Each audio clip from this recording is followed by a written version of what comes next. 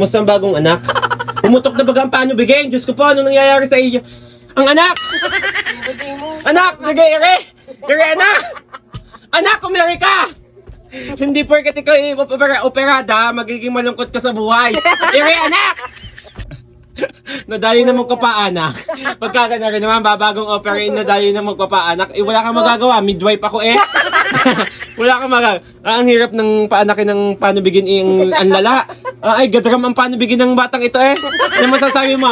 Bilang ikaw ay isang babaeng operada, ano namang iyong masasabi? Ang bagay mo! Dahil po siya ay nagpapalit ng lato-lato, ay ito na po siya ngayon.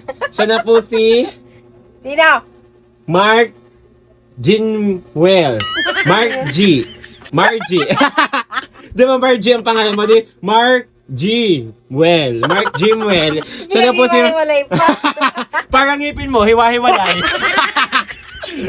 So ayan po si Kulot. Yan po ang kalagayan niya ngayon. Pagkatapos po ng opera niya ay kahit po anong gaano kasakit ay masaya pa din siya.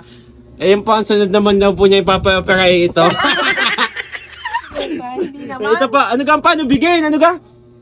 Paano? Gusto mo ka makita? Patingin niya. Baka makita ang singit ko. Yeah.